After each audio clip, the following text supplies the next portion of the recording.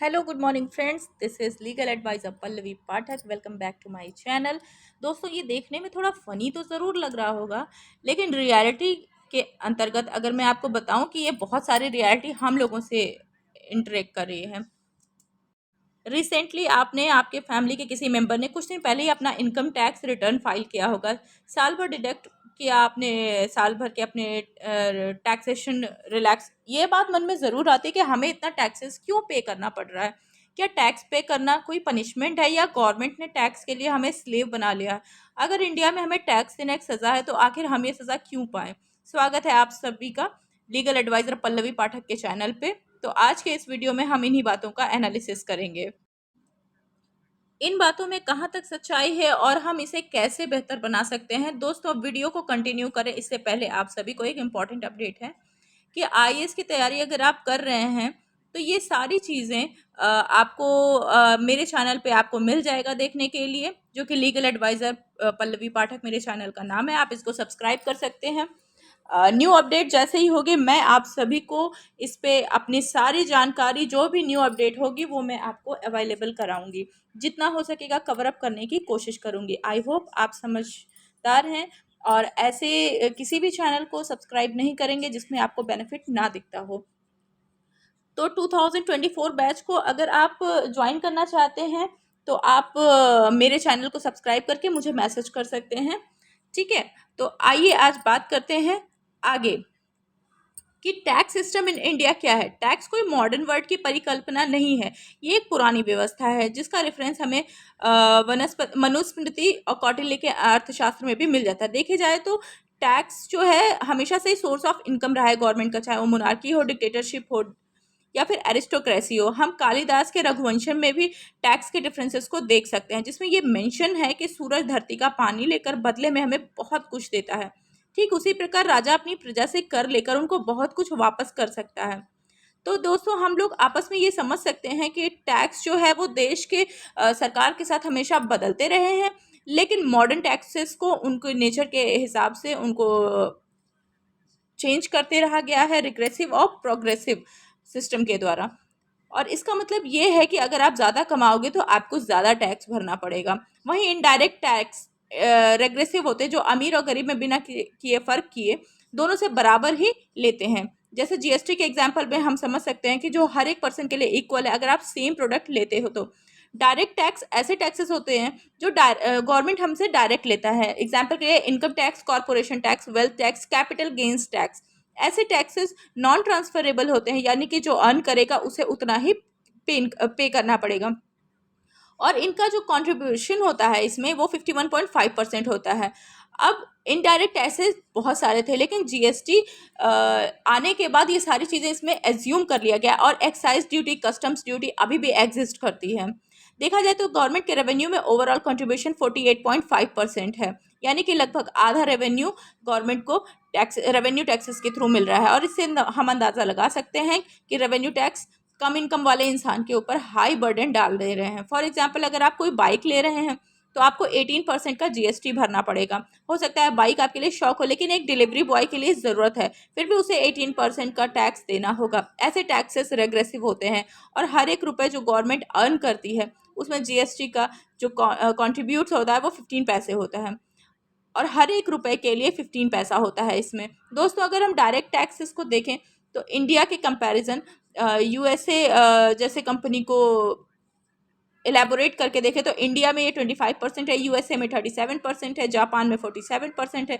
यहाँ तक कि कम developed western African Norway coast में भी फिर 60% का है। लेकिन फिर भी इन सब कंट्रीज़ में लोग खुशी खुशी टैक्स देने के लिए तैयार हैं, लेकिन इंडिया में ऐसा कुछ नहीं। बस इतना ही नहीं दोस्तों, जितने भी लोग माइग्रेट होते हैं उनको भी यहाँ पे हाई टैक्सेस देने में कोई शिकायत नहीं होती है। आखिर ऐसा क्यों है? ऐसा इसलिए है क्योंकि यूके और यूएसए जैसी कंट्री जो होती हैं उनको टैक्स से जब वो पे करते हैं तो उनको बहुत सारे मेडिकल से लेके बहुत सारे बेनिफिट्स मिलते हैं, लेकिन भारत में ऐसा कुछ भी नहीं मिलता है। इसलिए यहाँ पे लोगों को टैक्स पे करना वर्थ इट नहीं लगता। उनके बदले उनको लगता है कि टैक्स के बदले उनको कुछ भी नहीं मिल रहा है। इसलिए सवाल ये उठता है कि इंडियंस को क्या टैक्स पे नहीं करना चाहिए? तो आइए इस बात को समझने की कोशिश करते हैं। देखिए, जहाँ पर हमें बहुत सारी चीज़ें सस्ती कीमत पे मिल जाती हैं, जैसे कि इलेक्ट्रिसिटी, गैस और ऑयल, दोस्तों इसके लिए हमें बहुत इंडियन गवर्नमेंट बहुत सारी स्कीम चलाती है जो underprivileged downtrodden peoples के लिए होती है। देखा जाए तो Indian government provides a huge amount of subsidies, okay, and runs various schemes for underprivileged. लेकिन गवर्नमेंट इसी दिशा में अग्रसर है। गवर्नमेंट का डिफेंस इंफ्रास्ट्रक्चर प्रोजेक्ट और अपने गवर्नमेंट एम्प्लॉयज़ को सैलरी देने में जाता है। ये सारी चीज़ें इसलिए ज़रूरी है क्योंकि देश को स्मूथली रन करने में हेल्प करती है, और सच अ रिस्पॉन्सिबल पर्सन की तरह हमें टैक्स पेमेंट करनी चाहिए। लेकिन हर चीज़ पे टैक्स लगता है और हमारी आमदनी उतनी नहीं। एक डेटा के अनुसार people earning less than 2.5 lakh per annum constituted 57% of all tax pairs in the country हैं।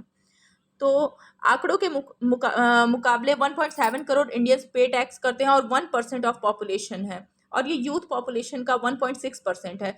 दोस्तों हम ये डायरेक्ट टैक्स देने वालों की बात कर रहे हैं, जो डायरेक्ट, तो ये जो टैक्स देने वालों की जो बात हो रही है, जो मेजर चैम्प ऑफ इनकम होती है। साथ ही 60% ऑफ टैक्स कलेक्शन सिर्फ 3 राज्यों यानी कि दिल्ली, महाराष्ट्र और कर्नाटका से होती है। डेटा के मुताबिक 3 इंडियंस पे करोड़ करते हैं 100 करोड़ टैक्स, और 85% टैक्स पेयर्स 1.5 लाख से कम का टैक्स पे करते हैं। ऐसे में टैक्सेस का जो मेजर बर्डन सैलरी जो है वो कैश पर पे ही आता है। तो जो एक्सप्लॉइटेड क्लास होती है वो इस पर निर्भर हो जाती है, और ये एक तरीके से पनिशमेंट बन गया। आइए इसको भी समझ लेते हैं। देखिए जब टैक्स पे करने की बात आती है तो सैलरी टैक्स सबसे ज़्यादा डिसएडवांटेज माना जाता है। उनके पास सैलरी पहुंचने से पहले इनकम टैक्स डिपार्टमेंट डिटेक्ट कर लिया जाता है और उन्हें बहुत सारे टैक्स इंजप्शन से वंचित रखा जाता है। कहा जाता है कि सैलरीड क्लास जिसे बार बार दूध निकाला जाता है और ये ऐसी क्लास है जो सब कुछ चुपचाप एडजस्ट करने को मजबूर है। साल 2018 और 19 के बजट स्पीच में फाइनेंस मिनिस्टर ने बताया कि नॉन सैलरी टैक्स पेयर के कंपैरिजन में सैलरी पेज जो एवरेज होता है वो ज़्यादा होता है। Honesty is the best policy. लेकिन जब बात होती है सैलरी पेयर्स की तो ऑनेस्टी बर्निशेस की तरह लगती है उनकी। हमारे यहाँ majority of salary taxes private sector को बिलोंग करते हैं और उनके लिए पनिशमेंट और भी हैवी हो जाता है। टाइमली टैक्स पे करने वाले किसी पेंशन, एम्प्लॉयमेंट और गारंटी के पोस्ट रिटायरमेंट बेनिफिट्स के लगातार टाइमली टैक्स पे कर रहे हैं, जिनके लिए बिना किसी अल्टरनेटिव के एक फोर्स चैरिटी है। ऐसे में सवाल ये उठता है कि मेजॉरिटी ऑफ टैक्स पेयर की जो सैलरी जो होती है एक फोर्स चैरिटी के बाद, ऐसे में सवाल ये उठता है कि मेजॉरिटी ऑफ टैक्स पेयर्स की सैलरी वैलिड होने के बावजूद उनकी सिचुएशन इम्प्रूव क्यों नहीं है। तो इसका जवाब हमें एक सर्वे में मिलता है जिसके मुताबिक 7% ऑफ टैक्स पेयर्स जो है नॉन टैक्स पेयर्स होते हैं, और नॉर्वे में 100% होते हैं, कनाडा में 95% होती है और यूएसए में 70% होती है। ठीक है, यही कारण है कि टैक्सेस का ज़्यादा बर्डन जो है नॉन वोटिंग सैलरी क्लास के ऊपर आ जाता है। और ऐसा इसलिए है कि वोट बैंक वाले क्लासेस पर तो सरकारें भी टैक्स लगाने से पहले 2 बार सोचती है। इसीलिए हमारे यहाँ सैलरी क्लास टैक्स पेयर्स को जो टैक्स पेमेंट किया जाता है वो बर्डन के और अकेले इन्हीं के कंधों पे ये चीज़ डाल दी गई है। जो टैक्स से बचे हुए हैं, जिनको सबसे ज़्यादा फार्मर्स हैं, ठीक है, सबसे ऊपर ही पाए जाते हैं।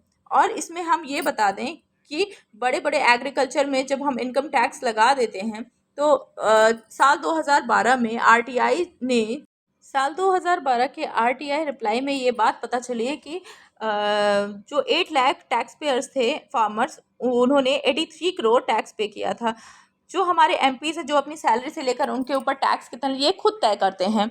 ठीक है, तो देखा जाए तो वो कितने ही टैक्स फ्री पर्क्स को एंजॉय करते हैं और उनका सोर्स भी, इनकम ऑफ सोर्स भी डिटेक्ट नहीं किया जाता है। दोस्तों देखा जाए तो ये हमारे देश की एक विडंबना है कि जो कम कमाता है वो हैवी टैक्स पे करता है, और जो सेल्फ एम्प्लॉयड करोड़पति है वो कम टैक्स पे करते हैं। ऐसे में एक सैलरी क्लास एम्प्लॉयड की चोरी ना करे तो क्या करे। आपको जानकर यह बेहद आश्चर्य होगा कि इंडिविजुअल टैक्स पेयर्स की जो कंप्लायंस होती है, यानी कि स्वेच्छा से टैक्स देने की जो होती है वो 11.6% होती है। लेकिन जो टैक्स की चोरी क्या एक सही ऑप्शन है? आइए इसको भी समझ लेते हैं। देखिए टैक्स पेयर्स को यही लगता है कि हमेशा टैक्स पे करना एक बहुत बड़ा बर्डन है और वो इसको अवॉइड करना चाहता है। देखा जाए तो टैक्स इंडिया में टैक्स इवेजन एक बहुत बड़ा स्ट्रक्चर है, इंफ्रास्ट्रक्चर। इसमें अलग अलग प्रोडक्ट्स अलग अलग इंडिकेटिव टैक्सेस में आते हैं, जिसमें प्रोडक्ट्स के स्लैब्स में थोड़ा बहुत चेंजिंग होता है और सिस्टम कंफ्यूजन क्रिएट करता है, जो टैक्स इवेजन के लिए सबसे बड़ा कारण यहाँ पे माना जाएगा। और कंप्लायंस को कम करती है और टैक्स क्रेडिट करने में टाइम लग जाता है, जिससे बिजनेस की एफिशिएंसी पर असर पड़ता है। और टैक्स को अवॉइड करने के लिए हाइड एंड सीक जैसा गेम इसमें चलता रहता है। सबसे बड़ा है कि tax leakage in India is highest due to the large presence of the informal economy. इन सब पर्सन्स के लिए होना चाहिए। जो टैक्स इवेजन क्राइम है पूरी तरीके से हर देश में, हमारे भी देश में, क्या ऐसे में गवर्नमेंट को टैक्स लेना ही छोड़ देना चाहिए? आइए इसको भी समझ लेते हैं। देखिए दोस्तों, टैक्सेस लेना या ना लेना किसी भी चीज़ का कोई सोल्यूशन नहीं है, क्योंकि बिना टैक्सेस के वो कोई भी गवर्नमेंट रन नहीं कर पाएगी। और 40% टैक्स ये तो इम्पोर्टेंट ही है। और अगर कोई person 5 lakh rupees daily earn करता है तो उसके पास 40% अगर उसके ऊपर लगा देते हैं तो वो 3 लाख रुपीज़ इतना तो पे कर ही सकता है एज एन टैक्स, जिसमें उसको health, home and study, education से रिलेटेड वो सारी चीज़ें दे सकते हैं और प्रोग्रेसिव टैक्स सिस्टम इसमें प्रोवाइड कर सकें। हालाँकि इसके बावजूद भी काफ़ी सुधार की आवश्यकता है। ऐसे में ये समझ लेते हैं कि कैसे हम इस सिस्टम को और बेहतर बनाएँ और एक सॉल्यूशन निकालें कि टैक्स पेमेंट में कोई चैरिटी ना लगे और ना ही कोई पनिशमेंट लगे। दोस्तों, अगर हमने कोई भी अगर कोई सोसाइटी से लिया है तो उसे वापस करना भी हमारी ही रिस्पॉन्सिबिलिटी है, जो हम टैक्स के रूप में पे करते हैं। ऐसे में टैक्स कंप्लायंस और ओवरऑल सिस्टम में परफॉर्म करने के लिए कुछ कदम उठाए जा सकते हैं, जैसे कि सबसे पहले जीएसटी रेट्स को रैशनलाइज करने की ज़रूरत है। जैसे कि हमारे शर्ट पे जो बटन है उस पर 18% जीएसटी लगाना ज़रूरी नहीं है, हालांकि ये एक ज़रूरत है। और बहुत से लोगों को ईज़ी टैक्स लगे रिज़्यूम करने में। हालाँकि इसमें टैक्स सिस्टम को और भी इफ़ेक्टिव बनाने के लिए हमें टेक्नोलॉजी के जो अवॉइडेंस को अवॉइड करना चाहिए और इसको और बेहतर बनाना चाहिए। गवर्नमेंट को ज़्यादा से ज़्यादा लोगों को टैक्स रिडक्शन में लाना होगा, इसलिए गवर्नमेंट को एग्रीकल्चर इनकम पर भी टैक्स लगाना चाहिए, जो ज़्यादा से ज़्यादा लोगों को इनकम ब्रैकेट में लाएगा। फिर चाहे वो मिनिमल टैक्सेस ही क्यों ना हो। इन सब के अलावा टैक्सेस के रूप में मिनिमम जो रेवेन्यू है वो कैसे इंक्रीज़ हो सकता है, इसके लिए गवर्नमेंट को अपना रिज्यूम एक्सिक्यूट करना चाहिए, ताकि लोगों को भी पता चले कि उनका पैसा कहाँ कैसे खर्च हो रहा है। आई होप आपको मेरे चैनल पे ये सारी चीज़ें समझ में आ रही होंगी। अगर किसी भी तरीके का कोई भी अगर प्रॉब्लम हो तो आप मुझे मैसेज कर सकते हैं, कमेंट कर सकते हैं। कोई भी क्वेरी हो तो आप ध्यान से आप मुझसे पूछ सकते हैं, मैं उसका सही सही आंसर रिप्लाई कर दूंगी। Thank you so much for watching my channel.